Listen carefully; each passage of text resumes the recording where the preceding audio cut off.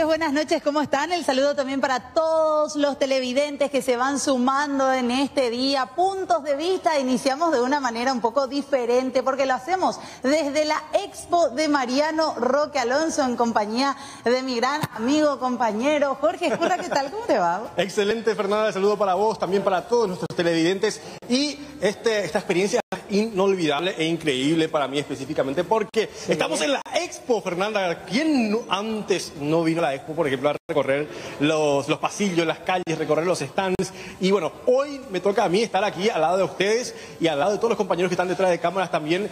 Día a día vamos a estar transmitiendo a través de C9N esta programación durante varios días. Así que sí, estén pendientes. Sí, les invitamos a todos que se sumen, que vayan llegando a la Expo de Mariano Roque Alonso. Pueden acercarse. Más tarde les vamos a estar mostrando dónde queda nuestro stand aquí para que ustedes sepan bien dónde venir, por qué acceso a ingresar, si quieren pasar, saludar un ratito, porque esta fiesta del trabajo verdaderamente se va a extender y obviamente esto va a contar con nuestra presencia en estos días. Un equipo humano, Jorge, impresionante el que se despliega para poder hacer esto posible. Estar un poco más cerca de todas aquellas personas que constantemente nos hacen llegar, por ejemplo, sus mensajes, sus denuncias y por sobre todo sus puntos de vista de este programa hasta las 9 de la noche, siempre al número de WhatsApp. Sí, el 0985-625-000. Y también ustedes que están en sus hogares pueden aprovechar, pueden venir ahora mismo aquí a la Expo. Vamos a estar 2 horas y también en los próximos días podemos hacer videos juntos, algunos saludos, TikToks también. Aquí si es que quieren aprovechar nuestra presencia,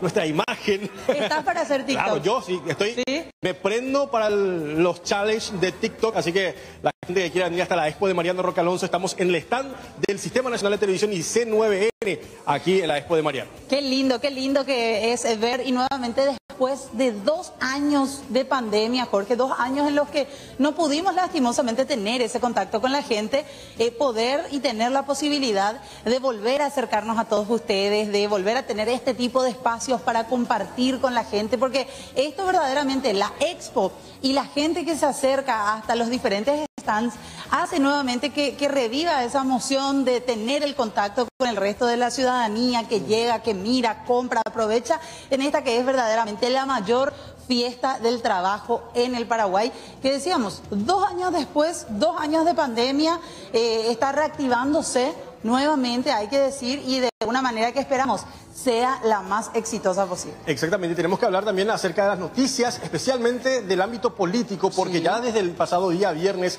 se venía hablando acerca de esta situación que tiene que ver con la concertación, el uso del padrón abierto, el padrón nacional o el registro cívico de las personas, justamente el registro nacional en torno a las elecciones internas de la concertación. Y bueno, esto dio mucho de qué hablar durante la jornada también. Hablamos, por ejemplo, de lo que decía el presidente de la República, Mario Abdo Benítez, sobre la postura del movimiento Fuerza Republicana, que bueno, señaló que no tiene problema con el uso del padrón nacional de parte de la Concertación Nacional. Además, sostuvo de que en caso de que se recurra a la Corte Suprema de Justicia, sería una postura de un movimiento interno y no de todo el partido.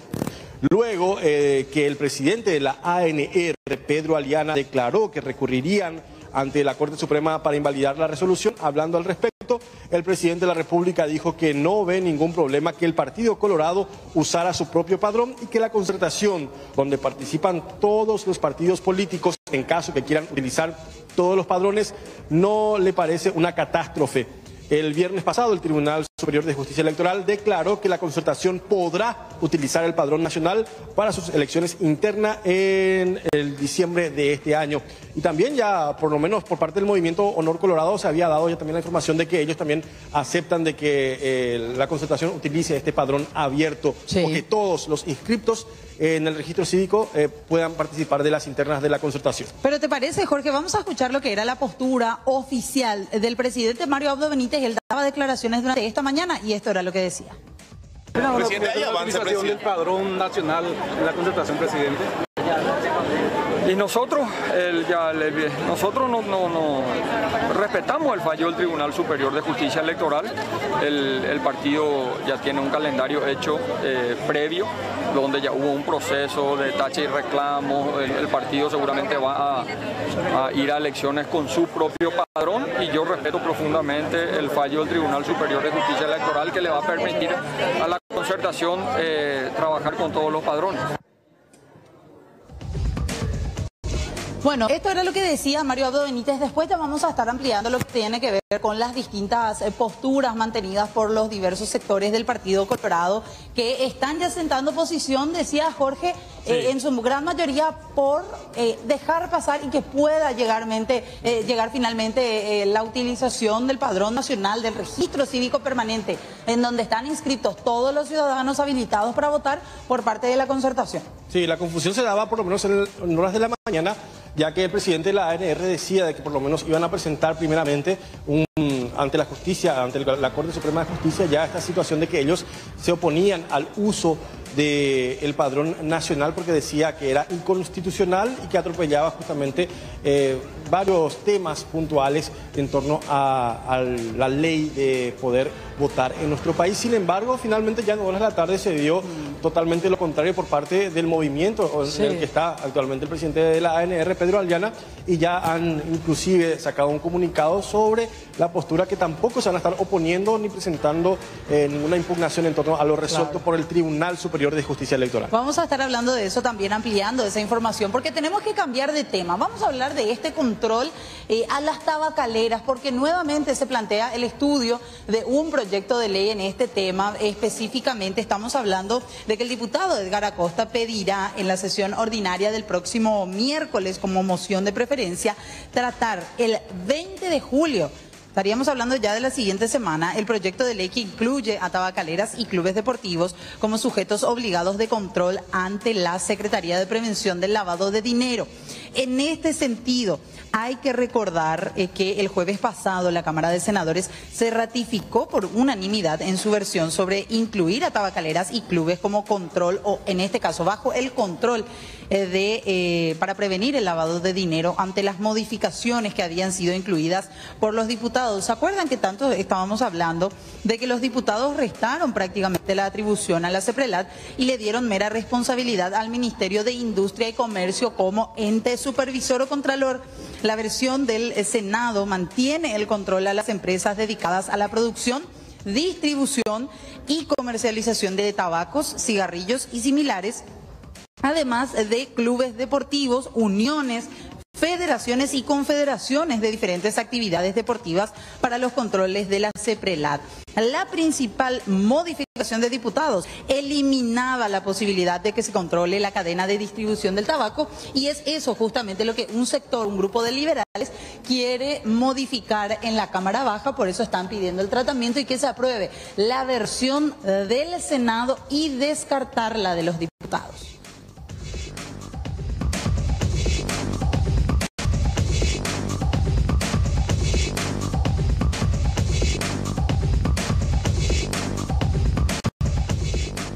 Bueno, a continuación hablamos acerca de lo que tiene que ver también con la concertación en torno también a los candidatos que van a darse para diputación y senadores también a nivel nacional. Y es que la concertación presentó sus primeros candidatos para la Cámara Baja. La lista incluye a candidatos del Partido Liberal Radical Auténtico, PLRA, Frente Guazú, el Partido Revolucionario Febrerista, PRF, el Partido Democrático Progresista, PDP, y también finalmente con el Partido Demócrata Cristiano, entre otros. Los candidatos ya definidos son Joana Ortega del PPS, Guillermo Ferreiro del PRF, Ricardo Meyer del PPC y Valeria Franco del PDP.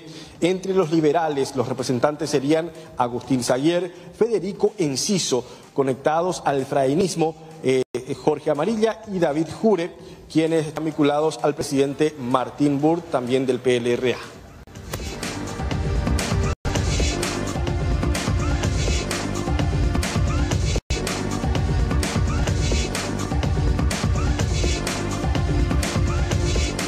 Mucha atención porque vamos a estar informando y hablando a profundidad de diversos temas políticos en esta jornada, decíamos, bastante especial porque nos encontramos desde la Expo de Mariano Roque Alonso y en instantes, Jorge, compañeros televidentes, vamos a tener un invitado con quien vamos a estar analizando un poco a profundidad sus proyectos con miras a la presidencia de la República, nada más y nada menos, y también un poco hablando de aquellos temas de actualidad, la situación dentro del Partido Colorado, por ejemplo, decíamos, Jorge, luego de que se hayan tenido en cuenta que la Concertación Nacional podrá utilizar el padrón nacional según el TSJE. Vamos a estar con Santiago Peña, precandidato a la presidencia de la República. A la vuelta de la pausa, enseguidita venimos.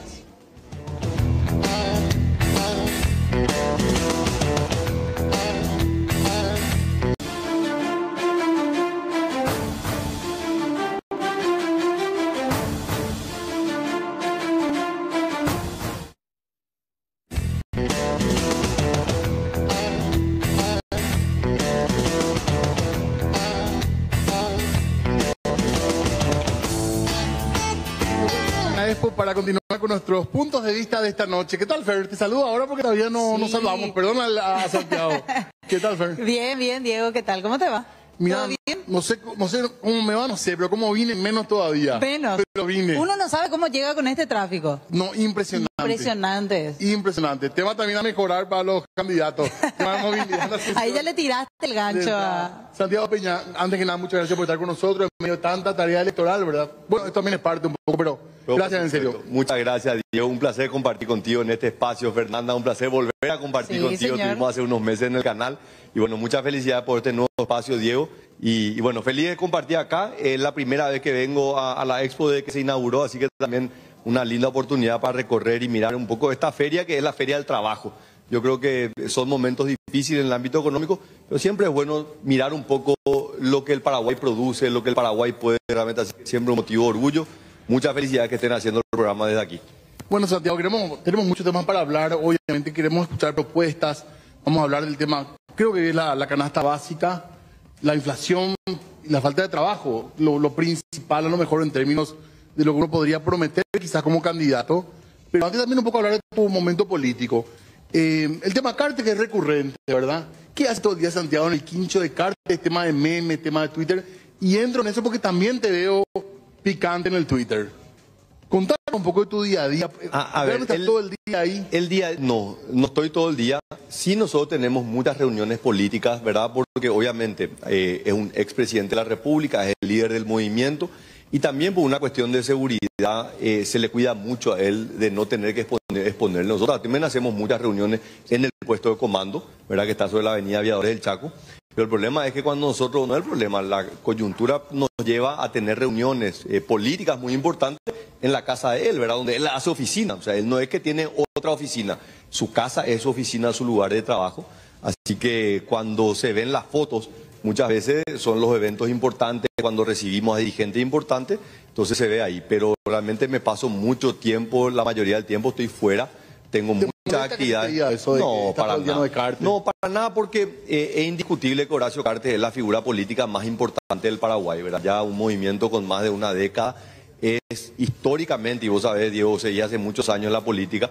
Por lo general los movimientos son meramente electoralistas. Un presidente llega al gobierno, termina el gobierno y termina su movimiento. Sin embargo, Nor Colorado se constituye hoy como el movimiento que más tiempo ha perdurado, ¿verdad? ¿Y quién es el líder del movimiento? Y es Horacio Cartes. Y Horacio Cartes hoy es candidato a presidente de la Junta de Gobierno, hoy sigue siendo una figura gravitante dentro de la política. Yo soy parte del equipo político, aspirante a la presidencia de la República, entonces es imposible separar mi figura de la figura de Horacio Cartes. ¿Él es el financista, el gran financista, podemos decir? No.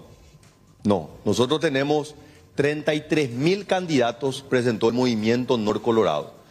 Y la campaña es la sumatoria de esfuerzos individuales. Por ejemplo, yo me voy al interior, hay un candidato a gobernador, hay una lista de diputados, hay una lista de convencionales, presidente seccional, y cada uno de alguna manera suma su esfuerzo individual, tanto político como económico, para que cuando yo me voy ahí se hacen movilizaciones, se hacen concentraciones, nosotros no estamos financiando eso. Esos son esfuerzos individuales que se llevan adelante. Entonces, creo que pero hay que poner es imposible, pero no.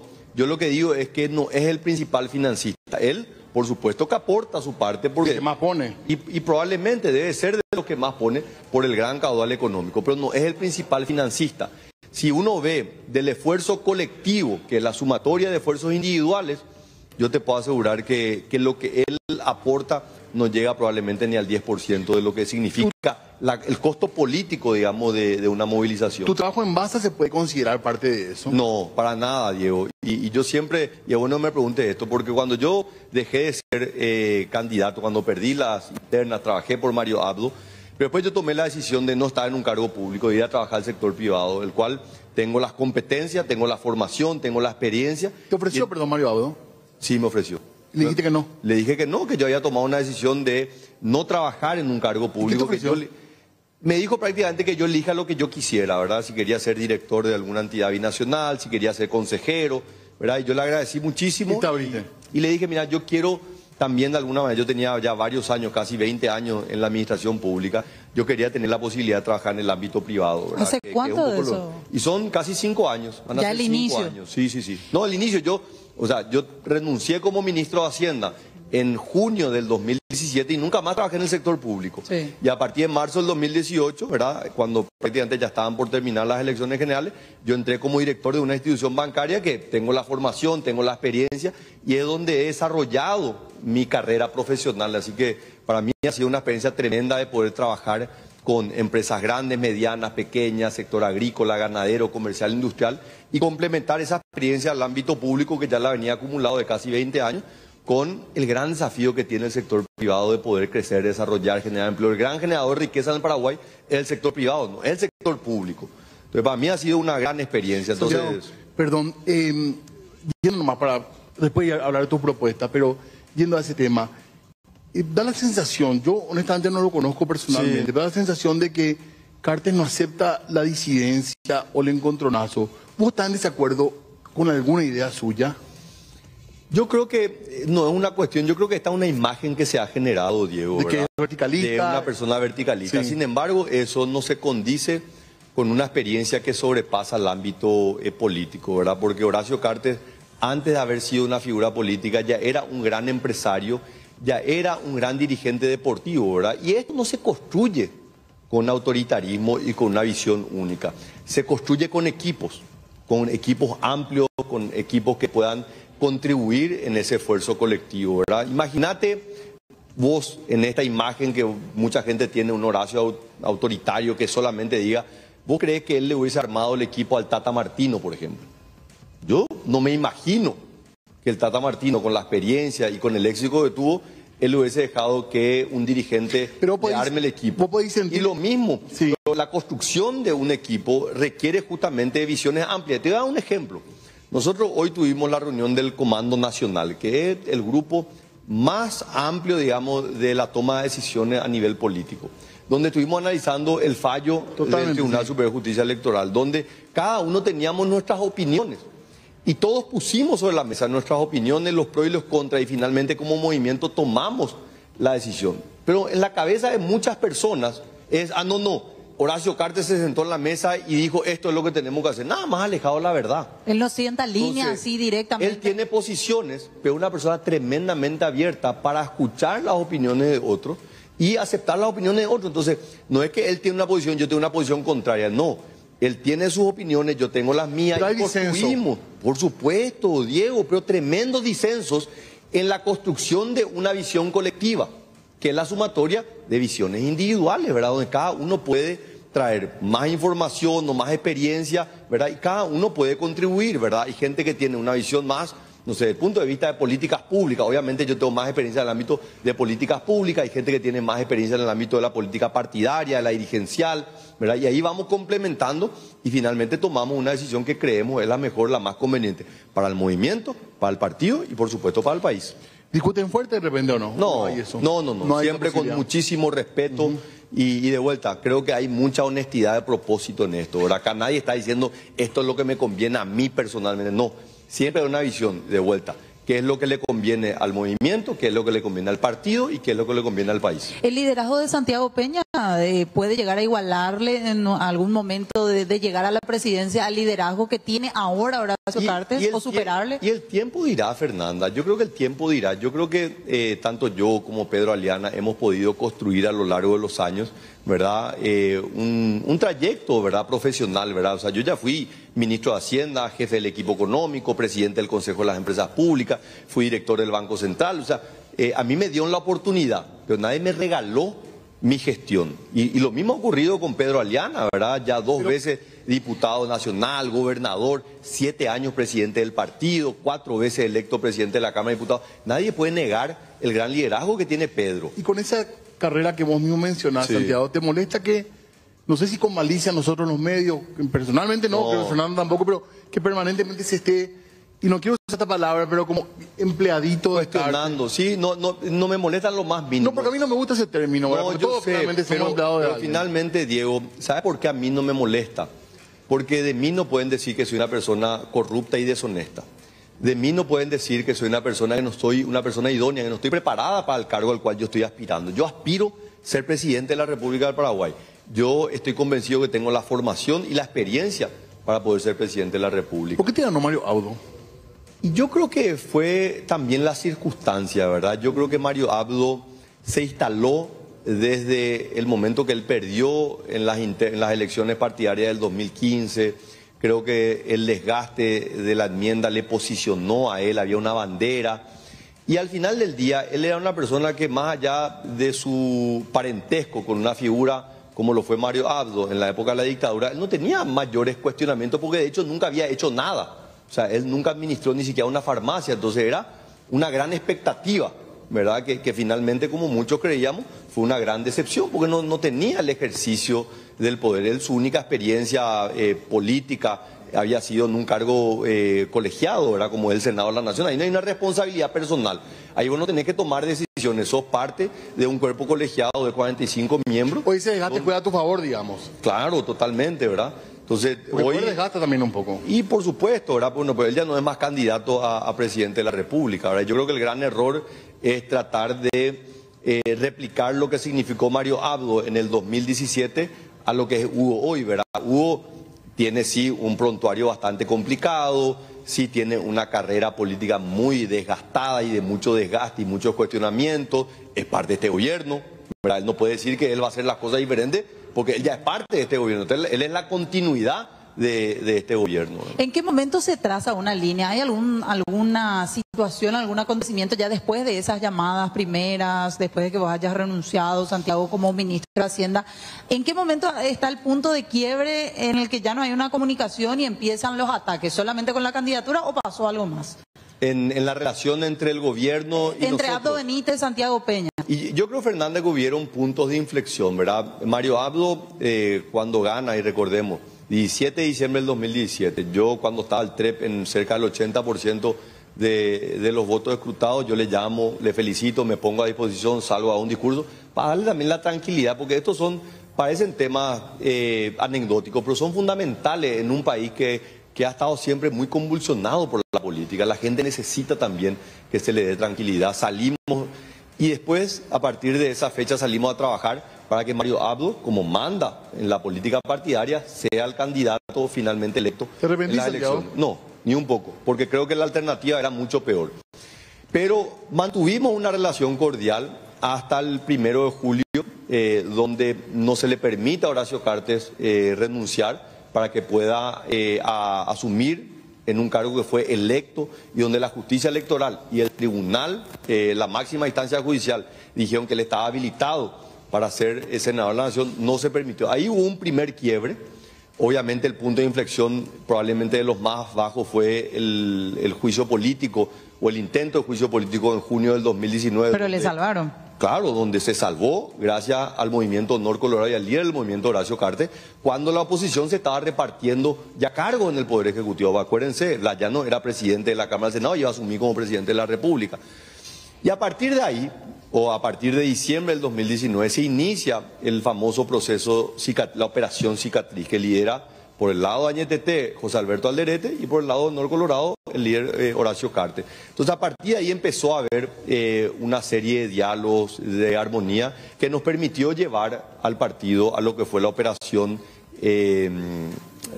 Concordia para las elecciones municipales del 2021, ¿verdad? Y ya a partir del 10 de octubre, ellos ya dijeron, se acabó la concordia, nosotros salimos a enfrentar. O sea, ellos mismos fueron los que plantearon ese enfrentamiento. Y bueno, lo que han sido estos últimos meses, yo creo que toda la gente... ¿Se tensó demasiado la cuerda, te parece, como para que pueda volver a haber un paso atrás? Velázquez dijo claramente que no, de su parte no va a haber abrazo. Bueno, vos sabés que está empezando a recular. Ya en el domingo, sí, él estuvo a la mañana en Telefuturo con Luis Vareiro y él ya adelantó que sí, que él no tendría problema, obviamente, después de la interna abrazarse conmigo. O sea, empieza a ver porque también yo me imagino, Diego, yo no hablo con él, ¿verdad? Pero me imagino que también se da cuenta porque si hay algo que el Partido Colorado y la dirigencia del partido busca, es la unidad después. El famoso abrazo republicano. Famoso abrazo. Que nosotros creemos totalmente, Fernanda, porque es lo que manda la democracia. Nosotros participamos en los procesos electorales. Sí. Y lo que manda el proceso electoral es que nosotros reconozcamos a quien gana y acompañemos de la misma manera que debería ocurrir a nivel nacional, competir a nivel nacional. Nosotros competiremos contra alguien de la oposición. Y yo puedo ganar con un voto de diferencia, pero yo no puedo gobernar con un número importante de paraguayos en contra. Está bien, Santiago, pero vos, por ejemplo, poniendo de los dos lados, contrabando de cigarrillo, financia del narcotráfico, todo el discurso que hay en el oficialismo hoy en día del Partido Colorado. Por el lado de ustedes, no, estos son los contrabandistas, el hermano del vicepresidente.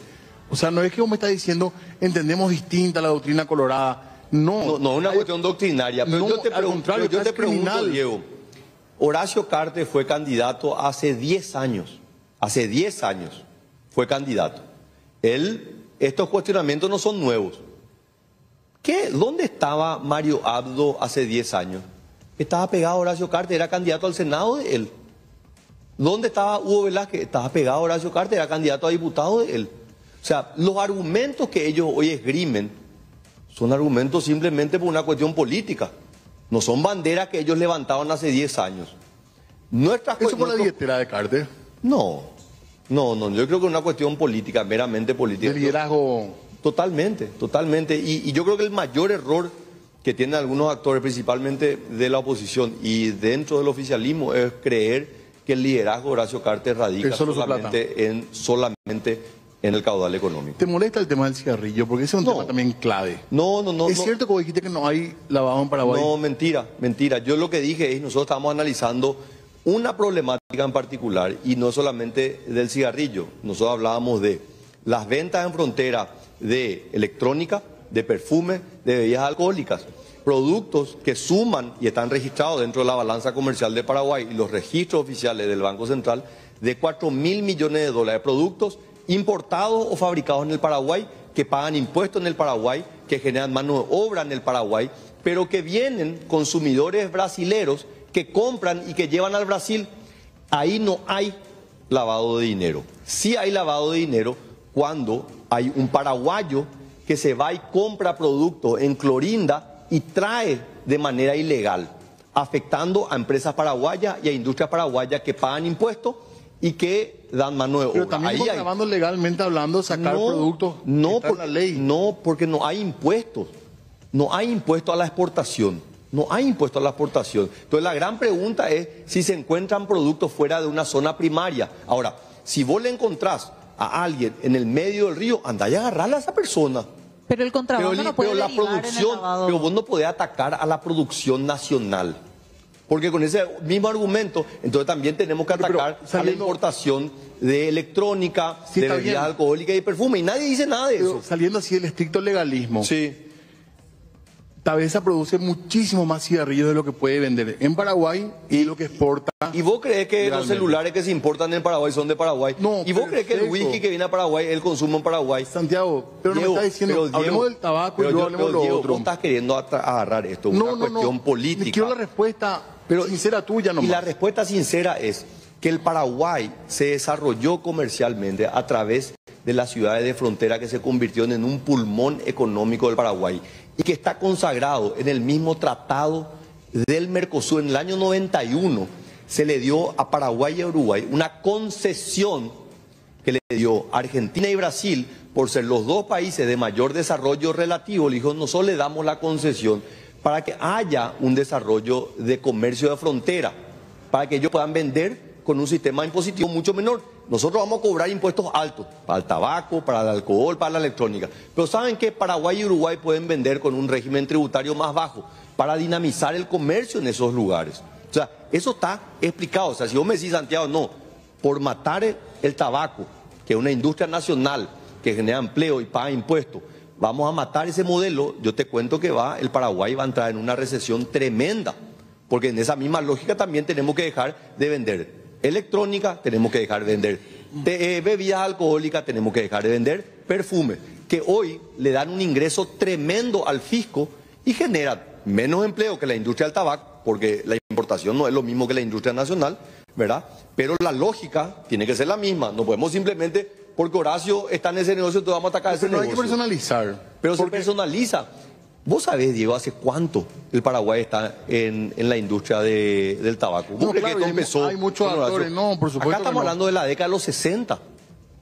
Y muchísimos empresarios paraguayos estuvieron en ese rubro. Y el negocio fue migrando. Anteriormente era simplemente un negocio de papeles. Se producía en el Brasil, el papel salía, exportación de Paraguay, después volvía a ingresar al Brasil. Después se desarrolló claro, exactamente. Después se desarrolló una industria en el Paraguay que falsificaba cigarrillos brasileros. Y después evolucionó una industria donde se desarrolló marcas paraguayas. O sea, es el gran entran de contrabando al Brasil. Que van a la se vende en el Brasil o vienen brasileños a comprar. Pero Diego, con esa misma lógica, entonces, ¿por qué no estigmatizamos la venta electrónica? No, hay que hablar de eso. ¿Cómo si está regido está todo registrado? O sea, no hay entonces. El cigarrillo, yo le voy a decir una cosa, para que se pueda imprimir una cajetilla de cigarrillo, las empresas tienen que pedir, es como una licencia previa, pagan primero, anticipadamente al fisco, y el fisco le da unas estampillas que finalmente se pegan por las cajetillas. O sea, hoy es sabido, el mayor contribuyente del fisco es la industria del tabaco. ¿Y cómo es eso de que tanto se habla de que el propio Horacio Cartes le vende a Horacio Cartes a empresas otra vez que son suyas? Eso es una ridiculez, ¿verdad? Hay una empresa que es la industria productora que le vende a una empresa que es la comercializadora. Eso ocurre en todos los negocios. Y todas son del grupo Cartes. Claro, pero pasa lo mismo en el grupo Bierzi, pasa lo mismo en el grupo Sucolillo. O sea, vos tenés empresas que le prestan servicio a su propia empresa. O sea, te puedo dar una lista larga. ¿Y cómo es que salía, por ejemplo, esa lista filtrada de Ceprelat en la que le vendían a empresas que nada tenían que ver con el no, eso está todo aclarado, ¿verdad? O sea, ¿Lo de Ceprelat? Claro, que no fue filtrado, fue una entrega de documentos. Bueno, información claro, al fin confidencial que fue entregada a los medios de comunicación, ¿verdad? Porque hasta medios le vendían supuestamente. Totalmente aclarado. Pero yo digo, no. pero más allá de eso, ¿verdad? Y yo siempre ya dije esto en otra entrevista, ¿verdad? O sea, yo puedo dar mi posición personal. Yo no estoy para defender ni el negocio del cigarrillo, ni los negocios de Horacio Cartes, ni la parte jurídica. En la parte jurídica hay un abogado, Pedro Velar, claro. Se ha cansado de explicar. En la parte empresarial, el señor José Ortiz, que es el presidente de Tabesa, también ha aplicado. O sea, mi posición es una posición política. Yo soy candidato a presidente. Yo no vengo acá en calidad de gerente de una empresa. Ahora, por más que es imposible evitar las preguntas y los cuestionamientos, pero yo quisiera pedirle. Claro, pero yo estoy diciendo. Pero espera, vamos a hacer una cosa. Tenemos que hacer pausa, ¿verdad? Yo le quiero hacer una consulta breve más antes de la pausa. Como una de las posibilidades en caso de llegar a la presidencia, ¿se va a hacer el control a este tipo de situaciones? Tantos proyectos hay ahora. Fernanda, sí, tabaco, todo. Pero Fernanda, yo ya fui ministro de Hacienda, nosotros le controlamos. Es la industria que más impuestos paga. Pero van a promulgar, por ejemplo, este tipo de leyes de llegar a... Si estamos en contra de la ley, porque esta ley está preparada. Por ejemplo, el tema que estaban mencionando antes de que entremos, ¿verdad? La famosa que sean sujetos obligados. Las empresas de fútbol, las sociedades de fútbol y las tabacaleras ya son sujetos obligados. Hay un informe de la Ceprelat que dice que ellos están en contra de esto. Es decir, si este proyecto se patea hasta llegar a la presidencia de Santiago Peña en el caso de que ustedes ganen... Técnicamente está mal porque ya son sujetos obligados. Pero van a vetar. Claro que vamos a vetar si está mal. O sea, esto se está utilizando solamente como un garrote político, es legislar sobre algo que ya está legislado. No cambia absolutamente nada, Fernanda. O sea, no me crean ni preguntarle a la Ceprelat que me hace hay algo que no está con nosotros. Vamos a hacer una pausa. Al volver, vamos a hablar de inflación. Dale. Vamos a hablar de posibilidades de trabajo. Asusta el tema de los precios, ¿eh? Sí. Asusta, creo que como nunca. Vos sabrás bien los números creo que como nunca. Hacemos una breve pausa. Le agradecemos muchísimo a Santiago Peña por estar aquí con nosotros hoy desde la Expofer. Sí, señor. Breve pausa, ya venimos.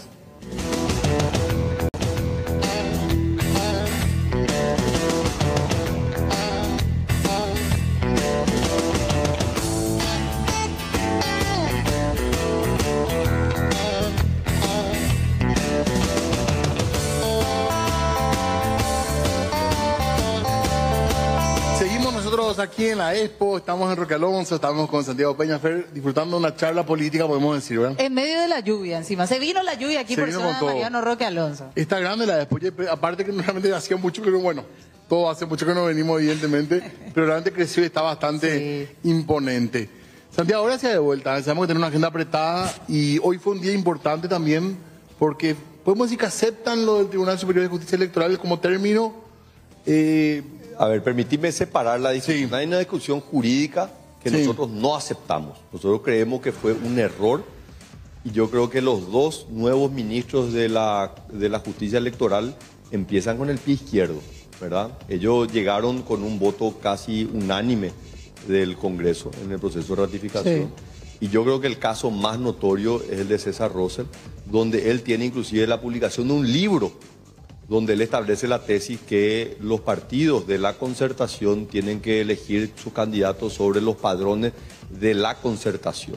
Entonces, él borró el viernes con el codo lo que había escrito con la mano, ¿verdad? O sea, y a mí me da mucha pena porque es una persona joven, un gran profesional, tiene un gran currículum él, pero con esto realmente ellos tomaron una decisión política cuando en realidad se esperaba que ellos tomen una decisión jurídica. Ahora, nosotros hoy evaluamos esto, nosotros no estamos de acuerdo, pero tomamos la decisión de no apelar a esta decisión, ¿verdad? Nosotros teníamos el recurso de ir a la Corte Suprema, pero también entendemos que iba a generar un desgaste innecesario y nosotros ratificamos que el modelo republicano de partidos políticos del Paraguay se construye sobre la base de los partidos políticos y nosotros tenemos un partido con 2.600.000 afiliados que son los que van a salir a votar en nuestras internas y a partir de ahí, para el 30 de abril, salir a pedir el voto, ahí sí, ya el registro cívico permanente.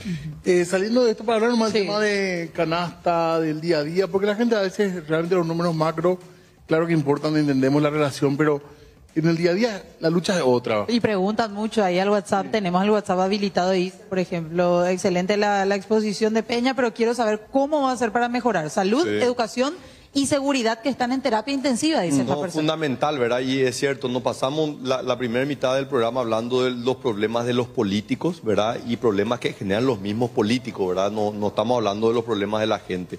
Me preocupa muchísimo la situación económica. Obviamente nosotros no vamos a entrar a hablar de la pandemia o la sequía, que no es la culpa del presidente, claro, pero sí hay un serio problema de falta de liderazgo y fue parte un poco de mi crítica desde el comienzo, Fernanda y Diego, ¿verdad? Yo a partir de los 100 días yo decía, este gobierno va a fracasar porque el armado del equipo era ya, te decía ya que ellos iban a jugar al descenso, no iban a jugar ni siquiera la permanencia, ni mucho menos ir a jugar a las ligas mayores. Ellos jugaron con el equipo que plantearon a partir del 15 de agosto, plantearon que Paraguay vaya al descenso. Y estos han sido 4 años de una espiral de deterioro económico y una ausencia de un liderazgo en el ámbito económico. Se ha perdido la agenda económica, no hay.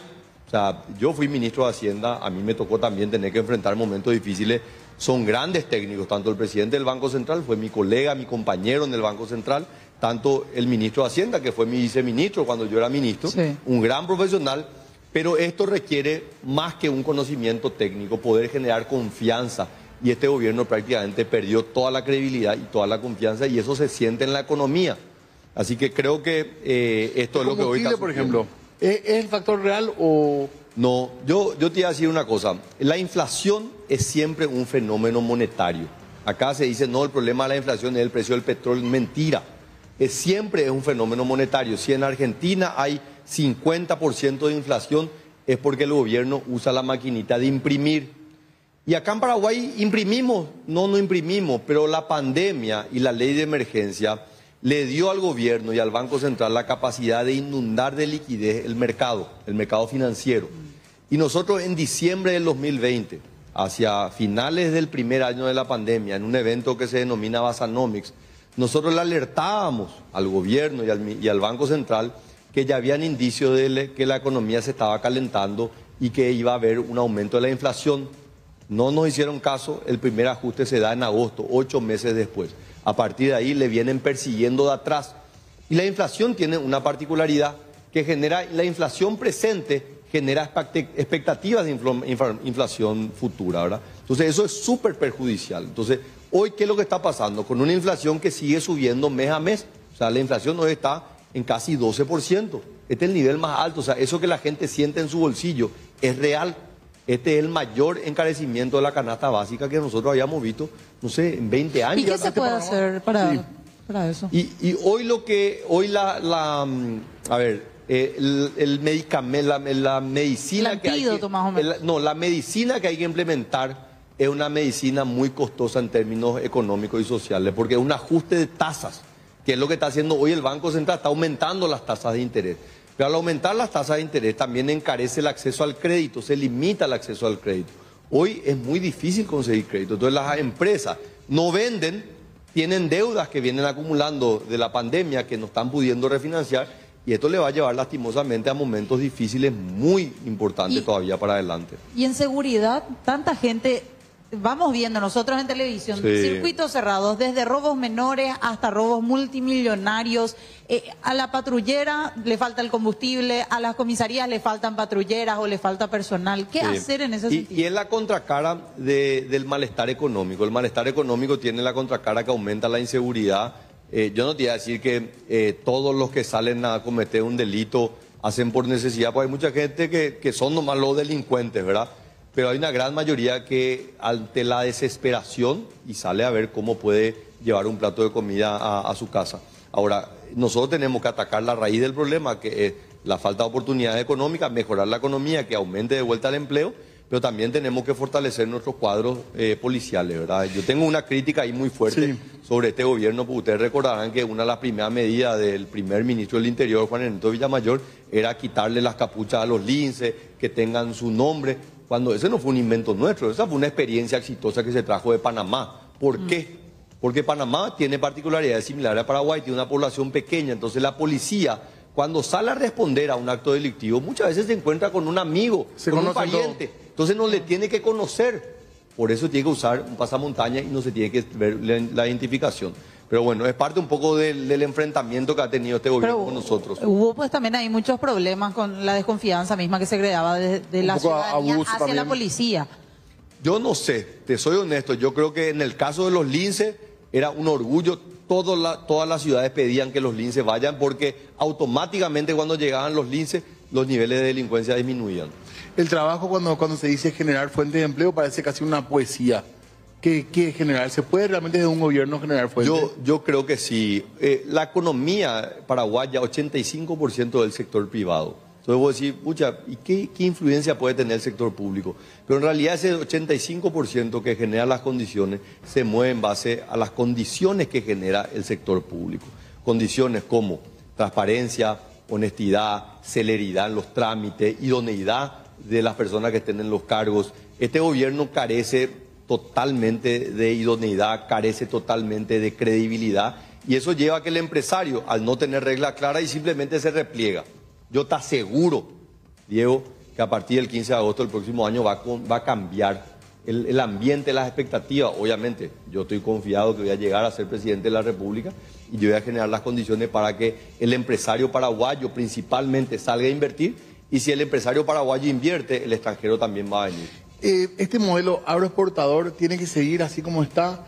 Hay que apostar, no sé, a una fórmula, digo, Corea del Sur soñando. Hay que buscar cambiar esto. No digo quitarle a nadie lo que está haciendo, para nada, pero mira, hay que cambiar un poco el padre de la economía moderna es Adam Smith. Hace más de 300 años él publicó el libro La riqueza de las naciones y él hablaba de las ventajas comparativas. ¿En qué sos bueno? Paraguay es bueno en la producción de alimentos. El mundo necesita alimentos. Sabemos hoy que la población mundial va a crecer en 1/3 en los próximos 30 años. Llegaremos a ser 10.000 millones de habitantes. Pero la demanda de alimentos se va a duplicar. ¿Qué quiere decir eso? El mundo va a tener más bocas que alimentar, pero las bocas que ya tenemos también van a querer comer más. Entonces Paraguay tiene que apostar a nuestro modelo agroproductivo, pero también avanzar en la industrialización. Eso no quiere decir, Diego y Fernanda, que nosotros no debamos avanzar también en una mayor industrialización, por ejemplo, bajo el régimen de Maquila, encadenamiento productivo con el Brasil. Es clave. Hoy estamos exportando casi 1.000 millones de dólares en una industria de exportación que era prácticamente inexistente antes del 2013 cuando nosotros llegamos.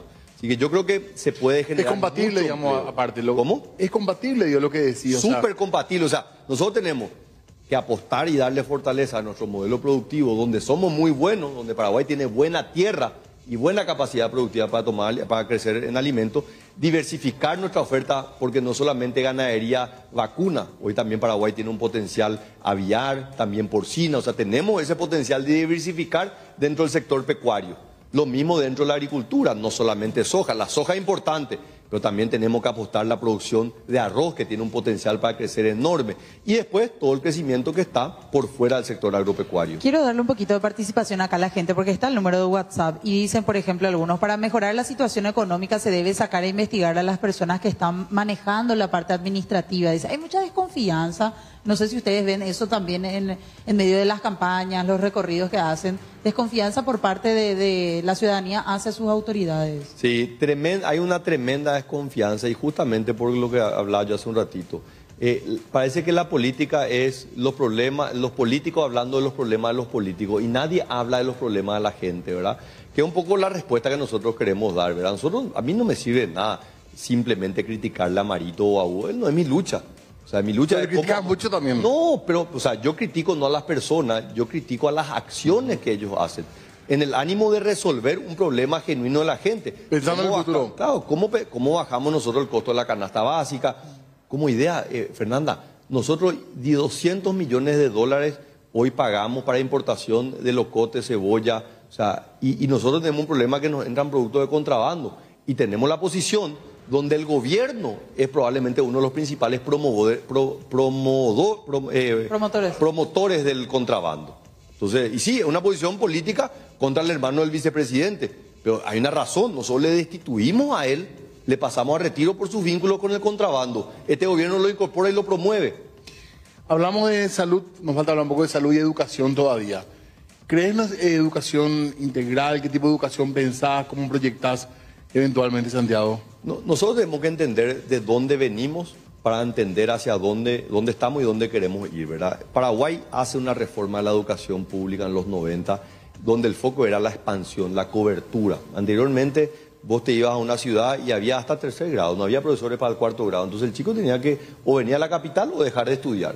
En los 90 el foco fue la expansión, ampliación de la cobertura, construcción de escuelas. Obligatoria. Se construyeron muchísimas escuelas, se contrataron a muchísimos docentes, crecieron los centros de formación docente.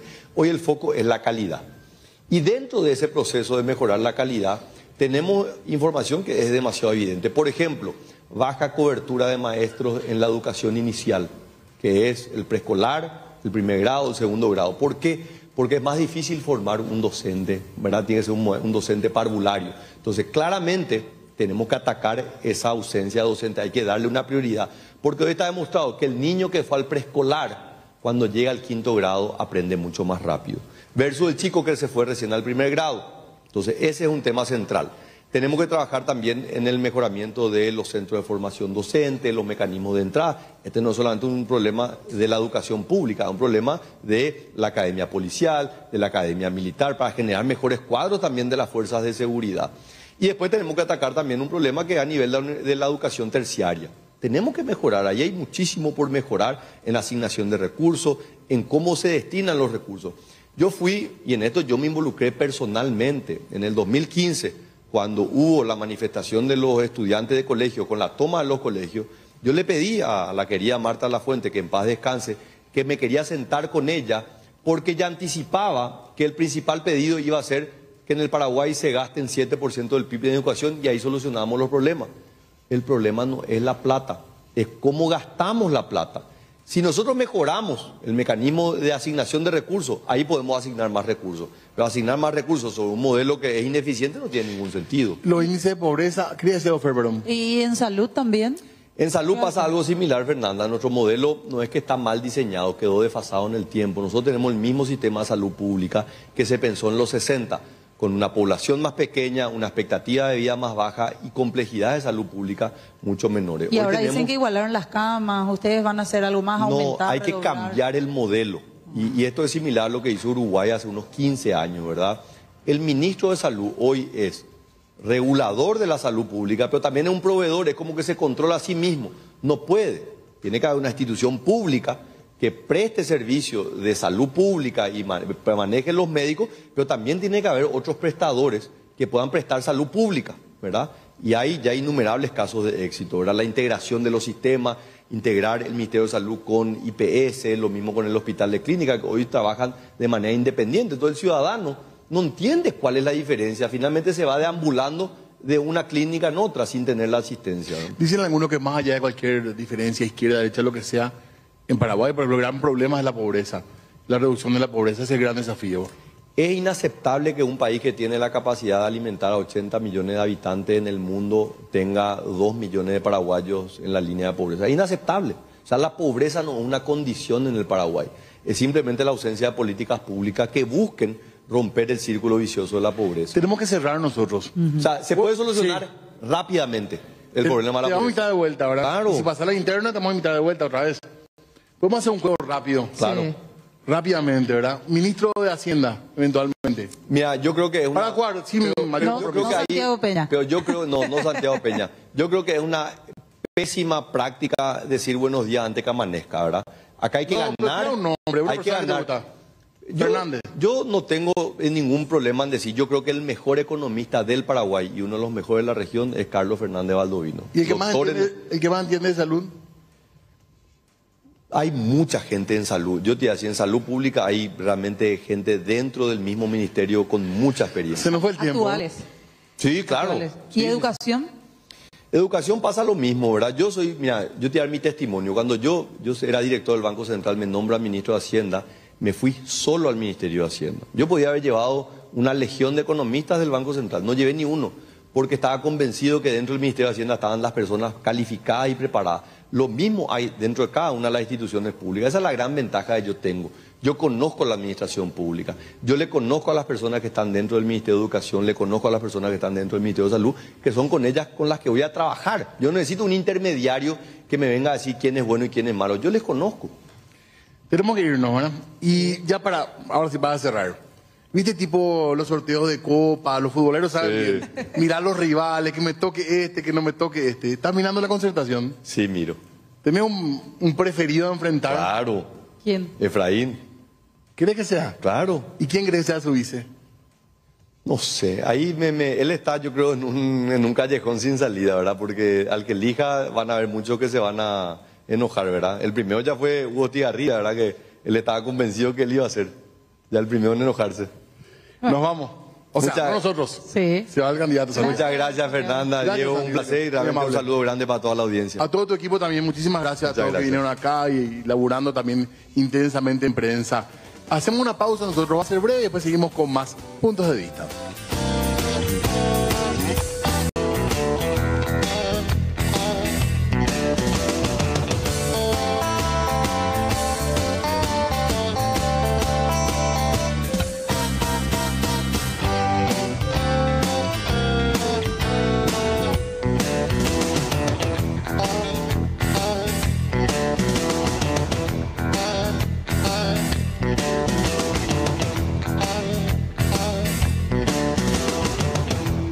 Hace tu posgrado en la Universidad del Sol, maestrías y doctorados en salud, educación, ciencias jurídicas y forenses.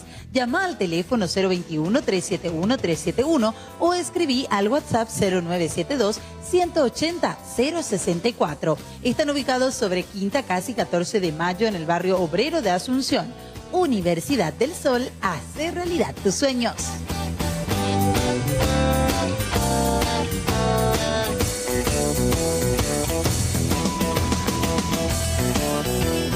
Estamos nosotros en la Expo y vamos a estar en la Expo todavía.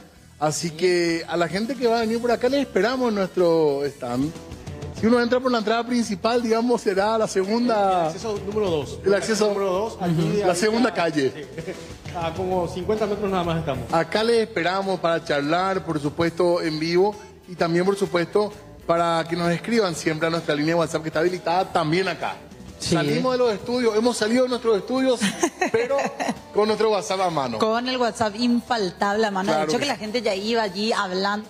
Incluso hay algunos, voy a tratar de buscar nuevamente el mensaje de la persona que nos decía incluso de precandidatos nuevos a la presidencia que parece que van apareciendo también allí, nos hacían las consultas respectivas. Bueno, muy bien, entonces en un rato leemos un par de mensajitos también de la gente para ver en qué andan, ¿verdad? Sí, señor, pero antes yo les quiero contar un poquito, hablando de la agenda que se espera para el día de mañana, particularmente en una de las comisiones del Congreso Nacional. Vamos a hablar de esta comisión bicameral de investigación antilavado, porque en este caso vamos a estar hablando de temas bastante importantes y de hecho que los parlamentarios lo van a estar haciendo en la jornada de mañana, porque la Comisión Bicameral de Investigación Antilavado citó para mañana martes al abogado Federico Campos Moreira, representante de varias víctimas de casos de usura, de Ramón González Daer, quienes a su vez también estarán presentes para demostrar el sistema de extorsión y denuncias falsas que revelaron en su momento. González Daer ya realizó más de 400 denuncias por estafa y apropiación, utilizó a la Fiscalía supuestamente e incluso se habla de que al Poder Judicial también como una especie de maquinaria para extorsionar a estas víctimas. De estas personas el tribunal le condenó por este tipo de hechos, el tribunal condenó por denuncias falsas en 155 casos. Y vamos a estar hablando de eso. Los parlamentarios también que investigan hechos de lavado de dinero, siempre ligados a casos de usura, por qué no decir también ya en algunos estrados confirmados, incluso en contra de Ramón González Daer. Ese va a ser uno de los temas principales mañana en la comisión de investigación.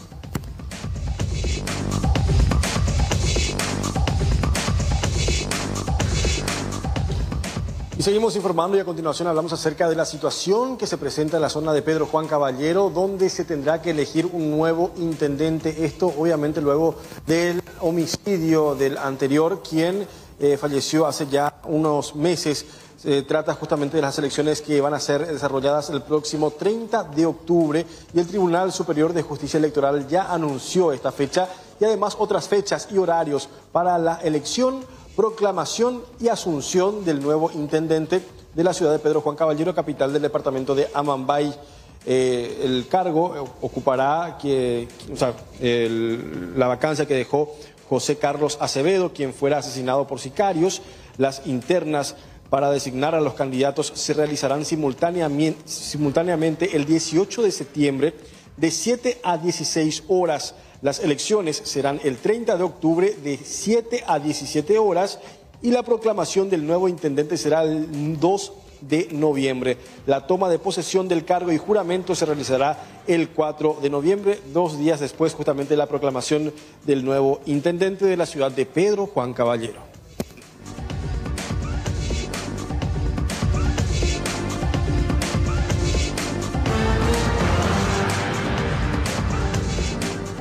Muy bien, seguimos con la información.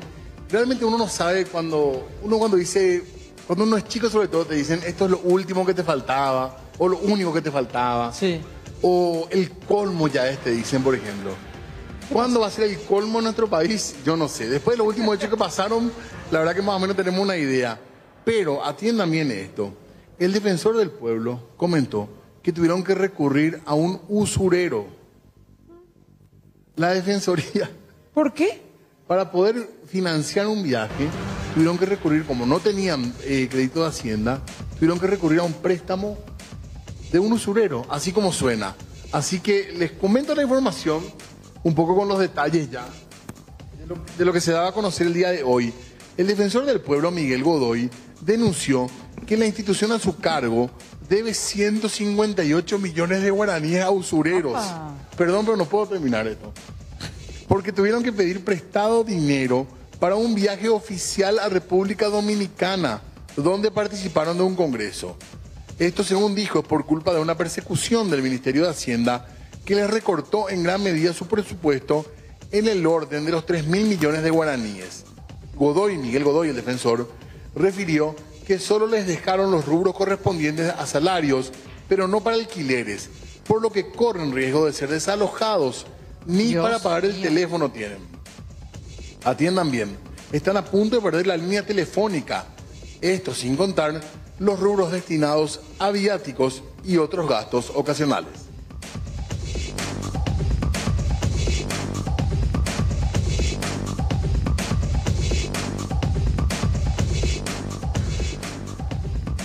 Me quedé pasmada, yo, perdón, ¿verdad? Pero sorprende sinceramente, o sea que la Defensoría del Pueblo está sin presupuesto prácticamente Pero ¿y para, por qué la para casi nada. persecución? Quiero decir, ¿y ahora quién podrá defendernos? Porque suele ser... Pero tendríamos que preguntarle a Miguel Godoy desde hace cuánto tiempo están así, ¿verdad? Porque sorprende sinceramente que ya Claro. no tengan, o si siempre fue de esa manera. No sé, Porque ¿cómo siempre se- pues se entiende, ¿verdad? Que ya hemos visto casos de que las propias instituciones públicas deben ANDE, deben ESAP, deben Recolección de Apopaco, basura. deben recolección de basura, pero que tengan que acudir a prestar plata. Y Procamina lleve, algo así, Es un poco récord. Y encima que a usureros, ni siquiera a una entidad a una financiera. entidad. No, la verdad que es totalmente informal y habrá que ver dentro de las funciones y atribuciones si está contemplada la posibilidad de pedir plata a estos esquemas que aparte son ilegales, ¿verdad? En realidad. Claro. Y sí, porque estamos hablando usureros. Claro, la usura no es que un prohibida. banco, no es una financiera. No, en absoluto. Y es lo que afirman, ni siquiera es una versión de que dicen que, sino que el propio El propio defensor dice. defensor del pueblo, Miguel Godoy, es el que está diciendo Ahora, al respecto. tan importante era ese congreso para asistir, pagar plata, deber plata, 155 millones de Porque guaraníes. ¿quién va a pagar después al final? Esa es En la lugar, pregunta. claro, en lugar de utilizar ese dinero, qué sé yo, para los otros gastos, el gasto Claro. de alquiler. Para, no sé, para... Pero ¿en qué momento se va a estar pagando esa deuda? Quiero saber. ¿Y de dónde va a salir ¿Y la de qué plata para bolsillo? pagar? Sí. O sea que Hacienda tendrá que pagarle al usurero, ya es el colmo, ¿verdad? O no, todavía no es el colmo. Por ahora el colmo. Puede ser peor. Algo así. vamos a- Terrible. Está bien.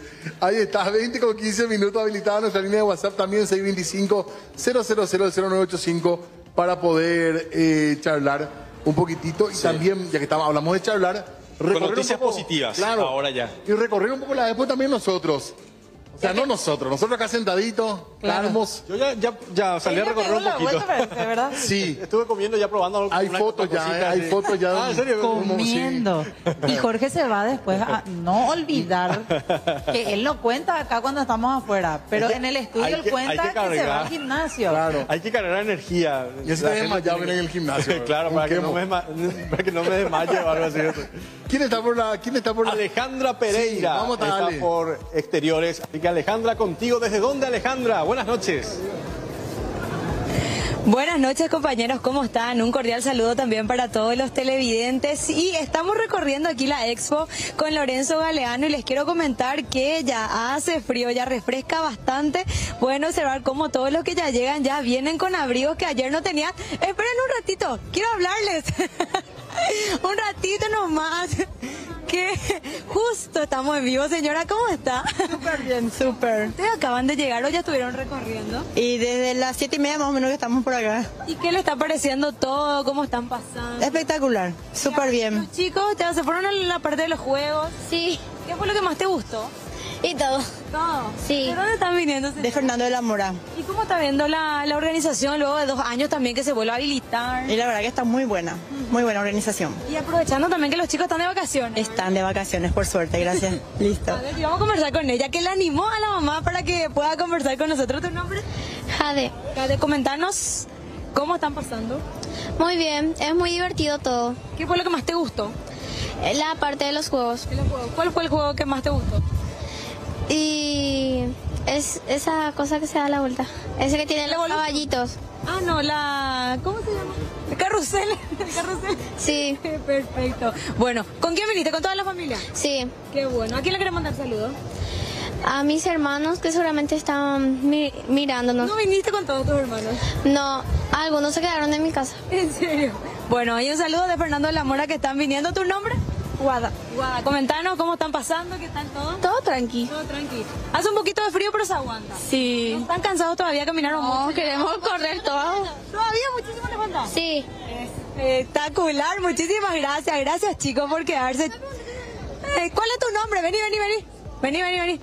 ¿Cuál es tu nombre? Osvaldo. Osvaldo, gracias Osvaldo. Me reclamó que no le pregunté su nombre. Muy atento el niño y así la familia de igual forma, a pesar del tiempo inestable, se podría decir, está llegando aquí hasta la expo de Mariano Roque Alonso. Recién les comento, se vino una lluvia intensa, pero ahora ya paró un poquitito más, ya también la gente puede salir nuevamente a pasear.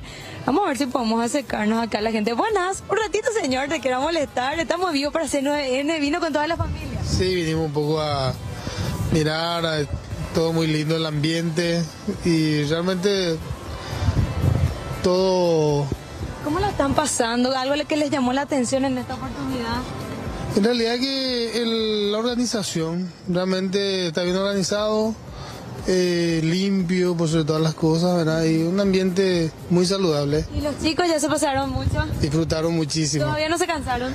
Yo creo que todavía, pero ya es hora. ¿A qué hora llegaron ustedes? Vinimos a las 14 horas aproximadamente. No, mucho tiempo ya que... Sí, estuvimos por el parque y todo eso, entonces... ¿Se están divirtiendo? ¿Sí? Sí, acá sí, dicen. ¿Tu nombre, mami? ¿Cómo te llamas? Ailén. Ailén. ¿Te estás divirtiendo, Ailén? Sí. ¿Te gusta mucho la expo? Sí. ¿Qué es lo que más te gusta? A ver, contame alguito que más te guste. Me gusta más jugar. Jugar. Ya te fuiste a los juegos, ¿verdad? Sí. ¡Qué gusto! Mándale un saludo a toda la gente que te ve. Un besito. Ahí está. Mira, ay, qué linda. Muchísimas gracias. Gracias, señora. Gracias, señor. Que sigan disfrutando. Bueno, así la familia entera, como bien decíamos, a pesar del fresquito, de igual forma está llegando aquí hasta la expo. Si hablamos en comparación también a lo que fue el fin de semana, mermó un poquitito la cantidad de gente que llega, pero hay que recordar que serán 2 semanitas intensas también, que la gente todavía pueda aprovechar y llegar, por supuesto, y disfrutar de distintas actividades, tanto para grandes, también para los chicos, hay de todo un poco, la parte de los juegos, por ejemplo, hay para todas las edades también y por supuesto venir y aprovechar un poco esta hermosa actividad que vuelve luego de 2 años de pandemia, compañeros. Seguimos recorriendo y quiero llegar a ver si alcanzamos a la entrada también, porque estamos viendo que de igual forma a estas horas hay una fila importante que está intentando ingresar y así de a poquito. Hay que tener en cuenta que también está habilitado para los estudiantes y esta mañana estuvieron comentando que un interesante grupo de estudiantes llegó hasta el sitio y así ellos tienen sus días previstos también y generalmente en horas de la mañana la expo se llena al menos de estudiantes que llegan hasta aquí.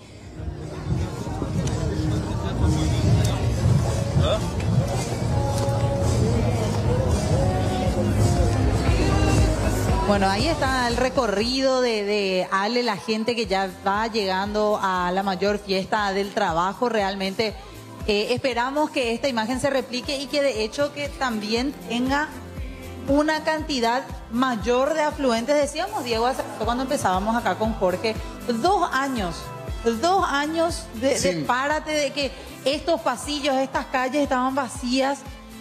Fueron años verdaderamente anecdóticos y qué bueno que la gente vaya apostando nuevamente a poco por venir. Siempre hace frío en la expo, pero igual ahora sí estamos con la verdadera temperatura y el clima de la expo de Mariano Roque Alonso. Son 2 días o 3 días de frío lo que vamos a tener, ¿verdad? Así pasa un poquitito, pero está hecha la invitación y sobre todo vengan acá donde estamos nosotros, así nos conocemos también. Claro. Los televidentes que siempre da gustazo. Y también lo otro, nos merecemos un recorrido por la parte de los animales.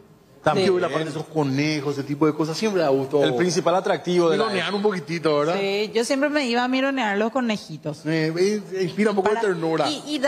Es tan lindo porque vos te vas, mirás, les ves a las familias ahí recorriendo, a los niños volviéndose locos, a los adultos volviéndose locos también con los animales. Perdón, Fer, Jorgito, el parque está buenísimo. Sí, este año, impresionante la novedad. Creció mucho eso, no era tan así, me parece. Así mismo. O sea, se nota que hay una inversión mucho mayor en cuanto a la estructura misma y también el atractivo en sí es más atractivo todavía. Exacto, no, y yo les comento a la gente, entre semana ya Alejandra Pereira en este horario, Leila Jiménez en el horario de la mañana, van a estar recorriendo de por ahí la gente que también quiere ir, quiere pasar, quiere saludar, entonces ahí va a estar el equipo preparado de ese 9. Tomamos las quejas, reclamos todo también desde acá. Todo. ¿Cuánto cuesta entrar hoy a la Expo? 23.000 guaraníes. 23.000 guaraníes por La entrada cabeza. general, sí. Y después hay también, como siempre, como todos los años, como ya es costumbre y tradición, los alumnos de instituciones educativas que están bien identificados, organizados y también las personas que consigan la entrada gratis también pueden entrar de manera gratuita ya como anteriores años. Claro, los uniformados, digamos, identificados. Sí, los uniformados, exactamente. Entran sin ningún uniformado de colegio. No uniformados así. De policías. De policías. Tenemos el stand ahí de la policía, el helicóptero. Claro, ¿Qué claro, tal pero- subirte ahí? Bueno, también tenemos los mensajes de la gente Claro, que están escribiendo. Vamos a la WhatsApp. audiencia, ¿les parece? Sí, Perfecto. acá estoy mirando. Bajó ya un poco la temperatura, 16 grados. Ahora teníamos una jornada un poco más calurosa esta mañana, pero va en descenso la temperatura y amanece fresco mañana. Pero, a ver, 0985-625-000, nuestra línea de WhatsApp también para comunicarnos en esta noche. Y la gente que va opinando sobre distintos temas. El caso de la Defensoría del Pueblo dice que vergüenza nuestro país, la Defensoría en quiebra mientras los parlamentarios gozan de jugosos sueldos, dice. Fuerza Paraguay, la gente que se va comunicando. Ahí preguntaron otra vez, Jorge, si podemos reiterar cuál es el precio de la entrada a la Expo. 23.000 guaraníes la entrada general y obviamente los días que hay, por ejemplo, conciertos, estas entradas, los precios van a estar variando de acuerdo al artista que va como invitado. Esto, no recuerdo bien, todas las edades pagan. No, hay un límite Los niños parece para que no abajo, los pagan. niños no pagan. Una cuestión nomás, hablando de los espectáculos. Lo que- Desde los 12 años Ah, pagan. desde 12. O sea, la primaria no pagamos. Decía, Claro, 12 hablar mal y años para pronto. abajo, los chicos entran tranquilamente gratuitos. Y viene Tini. Tini. El sábado. El sábado Sí. que viene ya es, ¿verdad? Para los padres, la ex Violeta. Exactamente. Como referencia. Para la gente que nos vio como yo también, la ex Violeta. Violeta. Pero ahora Tini o la triple T. Pero Así se le conoce. ella está en un momento, o sea, traerla en este momento es realmente. Dicen que hay un furor a nivel de un público que consume lo que es Y en ese estos tipo de días estuvo en el música. concierto, en un show, por ejemplo, en vivo de MTV inclusive. Claro.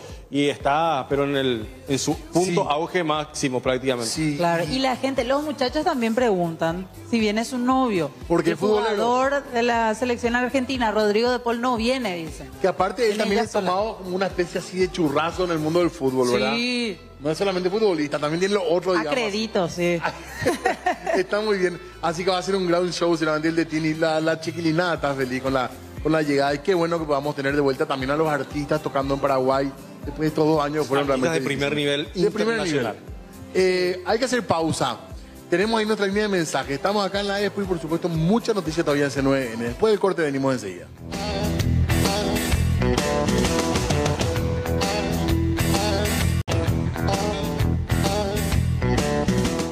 Bueno, muy bien, acá estamos nosotros. Me quedé pensando en el vinito con este clima. Sí, estira. Más de uno estará pensando, ¿verdad? En la posibilidad. Claro, y va a seguir, parece así el tiempito. Así va a estar el tiempo, ¿verdad? Para un caldén espectacular. Recontra. Acá tenemos ya lo guardado uno para después. Ah, ¿en serio? Así que a prepararnos mal la garganta. Bien, Jorge. Está muy bien. Bueno, les quiero contar un poco y yendo al plano informativo nuevamente, hablar acerca de lo que va a ocurrir en nuestro país, porque ya se instalaron desde el día de hoy autoridades y en este caso policiales de Colombia que llegan al Paraguay continuando un poco con la investigación que tiene que ver con el asesinato del fiscal Marcelo Pecci. Justamente por este caso, policías y fiscales también, hay que añadir, de Colombia, se instalan hoy en el país para trabajar de forma conjunta con sus pares paraguayos. Sería ya para lo que es la parte 2 de la pesquisa, desde agrupaciones mafiosas hasta peces gordos, figuran en la lista de investigaciones y operativos que aplicarán de forma conjunta autoridades de Colombia con sus colegas de nuestro país. El inicio de las tareas apunta a intentar desvelar al autor o a los autores intelectuales del crimen del fiscal Pecci.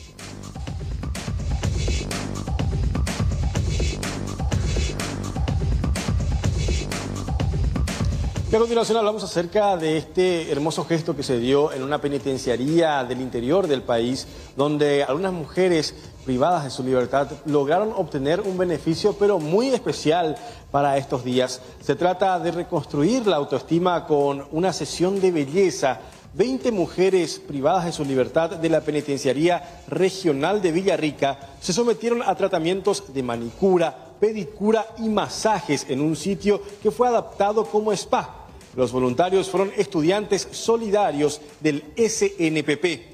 El Ministerio de Justicia propicia este tipo de tratamiento integral de carácter terapéutico y asistencia recreativa como parte de los programas de la Dirección de Bienestar y Reinserción Social en cumplimiento del Código de Ejecución Penal.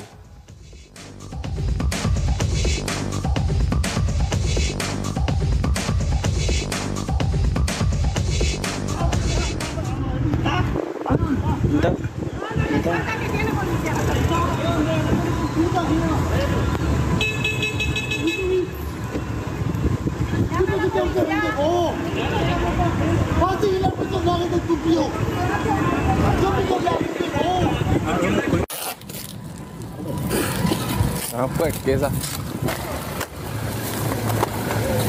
Va, es la vende bronca, ya, la vende ya pongamos mía, ya.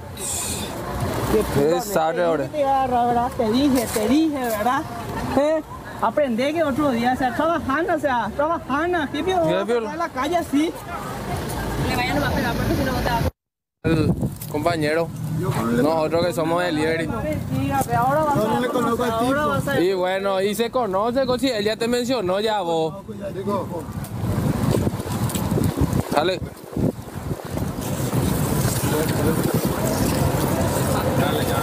Ah, desastre.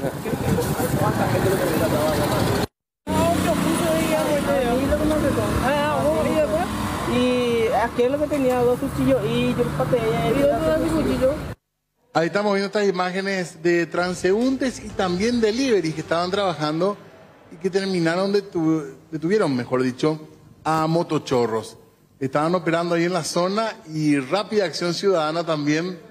Mira que los delivery andan como locos, pero en demostraron también otras pericias, por lo visto, para atrapar a estos motochorros. No se suele ver.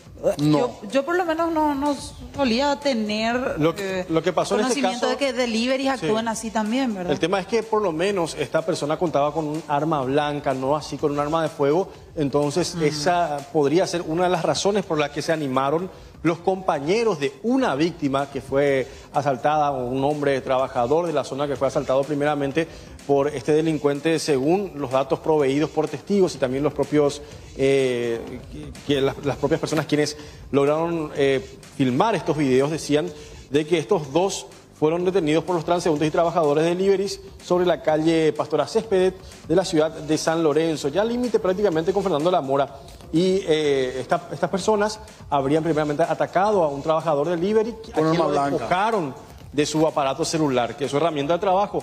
Al percatarse de la situación, algunos compañeros se animaron y siguieron a estos sujetos y finalmente lograron reducirlos para finalmente entregarlos a la Policía Nacional. Y tenemos un testimonio para compartir. Jorge Ojeda, uno de los trabajadores justamente, nos cuenta qué fue lo que pasó. Nosotros somos delivery de farmacia. En este caso mi compañero estaba sobre la calle Pastora Céspedes. En ese lapso pasan 2 transeúntes que se hacen, que son asaltantes. Le intimidan tratando de quitarle su celular. En ese lapso mi compañero se enfrenta con ellos. Uno de los transeúntes que pasaba le ayudó a mi compañero. Le ayudó y se enfrentaron entre ellos y trataron de huir. En ese lapso mi compañero me llama desesperado, porque somos acá de la zona, me llama para poder ayudarle.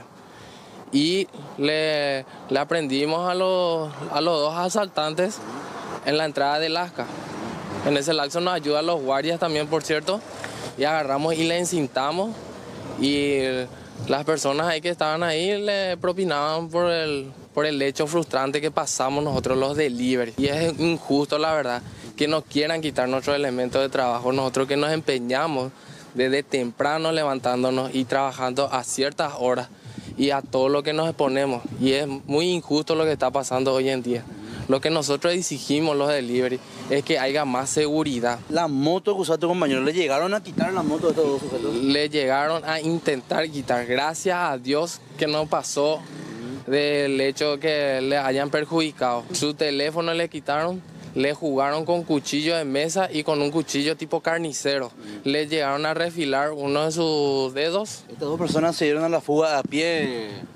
Una de ellas salió a pie y otra de ellas salió en otra moto que estaba en uno de los transeúntes que le estaba ayudando. La moto estaba en marcha, entonces él aprovechó la oportunidad y entonces se dio a la fuga en eso. En ese interín mi compañero en su moto le sigue en su moto y le llega a acorralar. Y en ese lapso se empieza más el enfrentamiento y ahí le pudimos reducir. Le empezamos a propinar unas cuantas patadas por la desesperación que estábamos pasando ahí. Y en ese lapso llega la patrullera. Gracias a Dios tuvimos la pronta respuesta de ellos. No llegaron por suerte a hacer su hecho. Por suerte, gracias a Dios, porque tuvimos la ayuda de varias personas. Y no es la primera vez. A mí me llegaron ya a robar una moto nueva. 3 meses me duró. Y la verdad que es muy frustrante porque vos te empeñás día a día para poder llegar a tener tus propias cosas.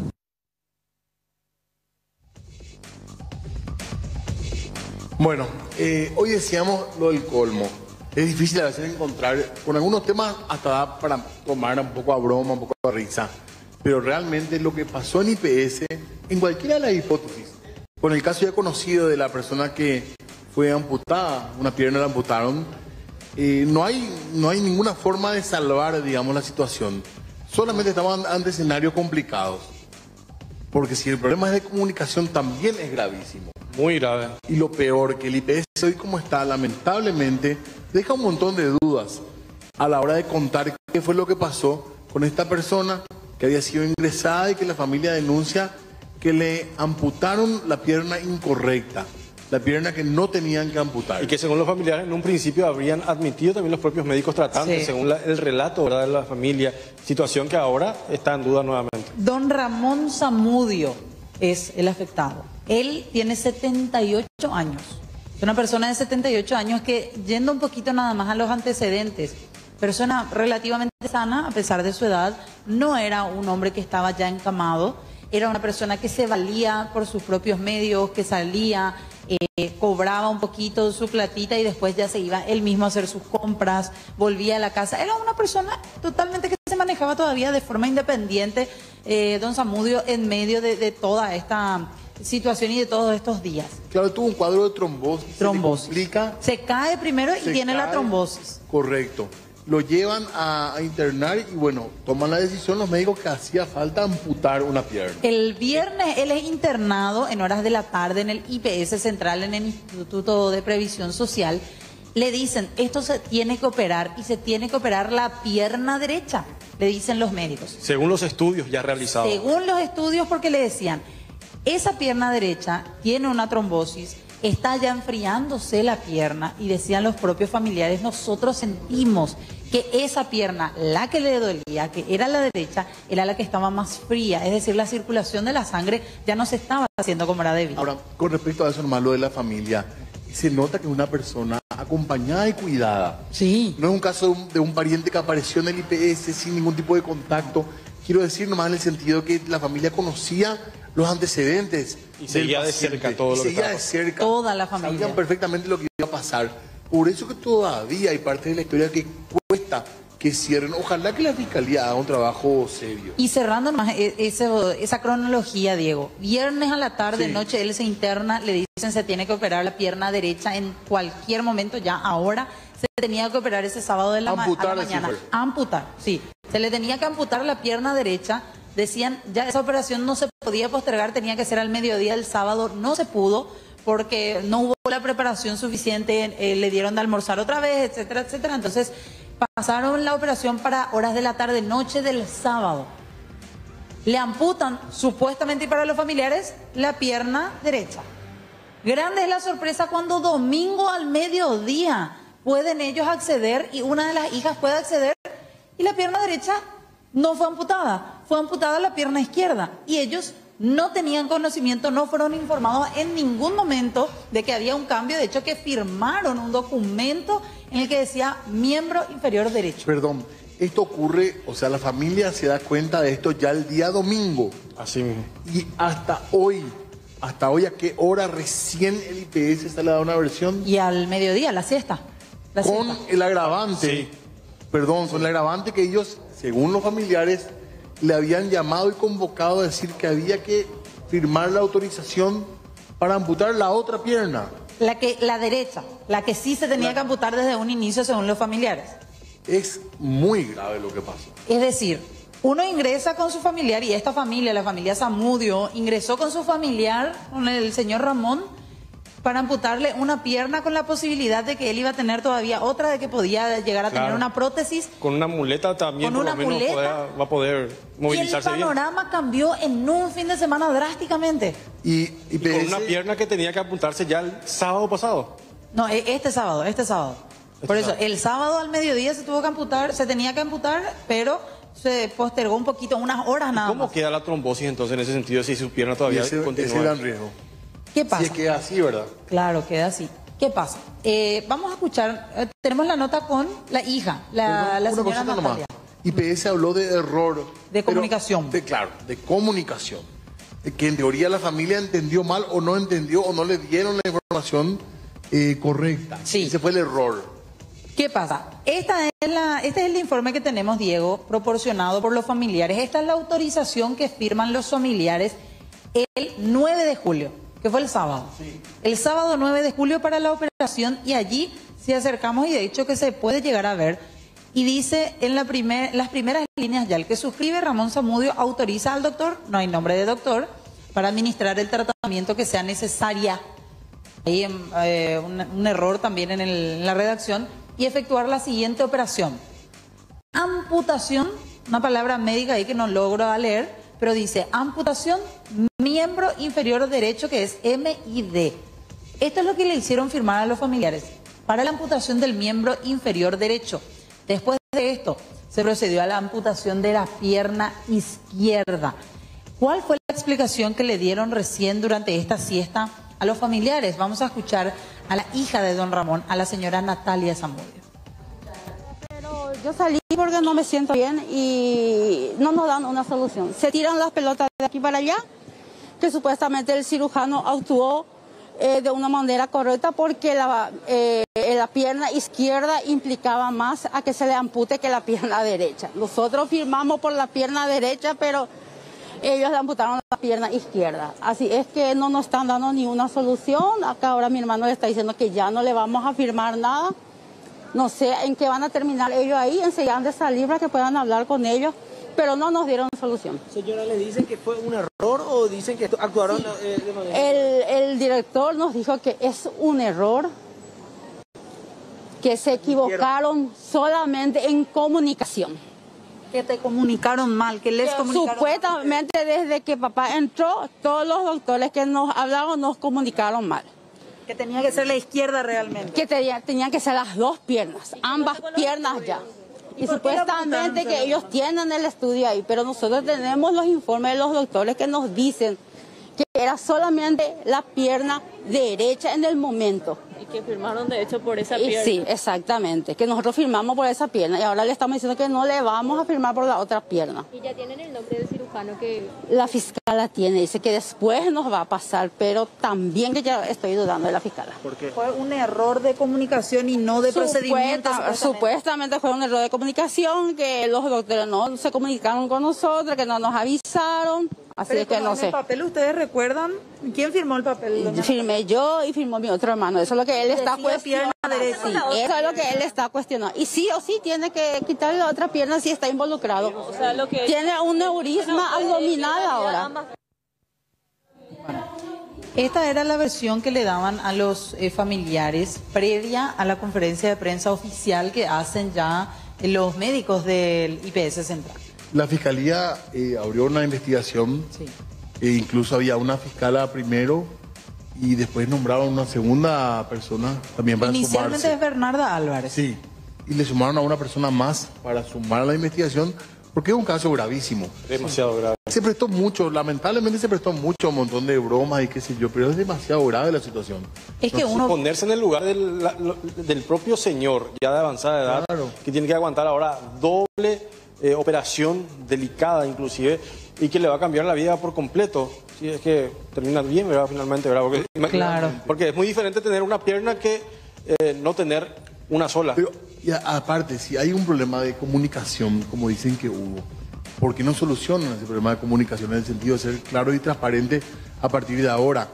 En un momento dado no se sabía quién era el médico. Porque se entiende que puede haber un error de comunicación, pero ahí los familiares dicen que todos los médicos con los que hablaban siempre fue la pierna derecha. La versión. Sí. Y le hicieron un estudio de imágenes al señor y supuestamente en ese estudio de imágenes ya salió que las dos piernas estaban afectadas por la trombosis y porque él tiene un aneurisma. Tiene problemas también para lo que tiene que ver, y esto afecta toda la circulación de la sangre. Y supuestamente en ese estudio de imagen que se tuvo desde el inicio, ya se había detectado que las dos piernas en algún momento tenían que ser amputadas. ¿Por qué las dos no de una vez? Porque esto representaba un peligro para la salud del señor. Pero ahí es donde a los familiares les llamó la atención y no les convenció, de hecho, esta versión que vamos a escuchar del director médico. Porque en todo momento, como dice Jorge, varios médicos le dijeron, es la pierna derecha, es la pierna derecha. ¿Qué dice ahora para respaldarse en su argumento el IPS Central?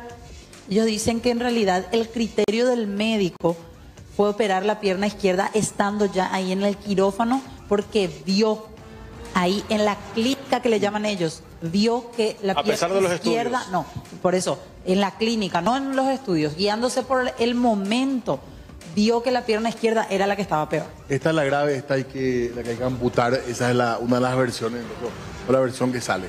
Igual, porque no fueron claros con los familiares del minuto posterior a la operación. Vamos a escuchar lo que decía el doctor Óscar Franco, director médico del IPS Central. Lo que ocurrió fue un error en la comunicación entre los médicos que intervinieron y los familiares. No hubo negligencia, puesto que en el procedimiento médico quirúrgico que se realizó, el equipo médico que realizó ese procedimiento decidió en el momento cambiar el plan original, amputando, porque encontraron que la pierna más afectada era la izquierda. Se objetivó claramente en ese estudio que ambas arterias popliteas, que son las que irrigan los miembros inferiores, desde la rodilla hasta los dedos, estaban obstruidas. Ambas arterias estaban obstruidas. En un primer momento se definió que el miembro más afectado era el derecho, que fue lo que se les informó a la familia, pero en el acto quirúrgico cambia esa decisión, los médicos cambian esa decisión, esa conducta, y ahí deviene el error de comunicación, que los médicos no comunican a los familiares el cambio de plan. Nosotros, el Instituto de Previsión Social, está ya ha tomado la decisión de hacer un sumario administrativo buscando a los que incurrieron en el error de comunicar correctamente en el tiempo y en la forma la conducta cambiada en el acto quirúrgico. Ambas piernas estaban afectadas, ¿sí? Ambas piernas tenían signos. El miembro izquierdo es el que estaba con signos de mayor compromiso vascular. ¿Cómo qué, por ejemplo? Más frío, con infección, etcétera. A pesar que el dolor que él refería era en la pierna derecha. Claro, a pesar de eso, porque eso no siempre se da de que el dolor acompañe. El estudio en la angiotomografía se hizo de ambos miembros y el abdomen. Por eso es que se detecta la lesión del aneurisma de la aorta, porque eso la aorta en el segmento que está en la pelvis. En principio tenemos 3 que son los que intervinieron directamente en la cirugía. Y bueno, terrible, sinceramente. Terrible. A mí lo que no me cabe, pese a las múltiples dudas que genera todo este caso en sí, ¿por qué si para amputarle la pierna derecha le hicieron firmar todos los documentos a los familiares, para amputarle la otra pierna, lo hicieron allí sobre la hora, en el momento. ¿Por qué no salió alguien de urgencia? Sí, por lo menos decir, bueno, al final familiares de fulano. Firmamos este documento, pero finalmente la pierna izquierda es la que está más grave, ¿verdad? Que es lo que se suele hacer, o por lo menos informar. Te van a decir, capaz es un caso de urgencia, por eso ya no hacemos el mismo papeleo, pero por lo menos salir a informar. ¿Cuánto tiempo le hicieron esperar? Claro, por lo menos allí, porque imagínate lo que es. Sábado de tarde se operó don Zamudio y domingo a la mañana va la hija, le ve al papá y dice, pero acá sigue estando la pierna que tenía que haber sido amputada. Tenemos que hacer una pausa, es urgente, nos están apurando muchísimo, así que vamos a ser obedientes y hacemos un breve corte para volver con la parte final ya de Puntos de Vista.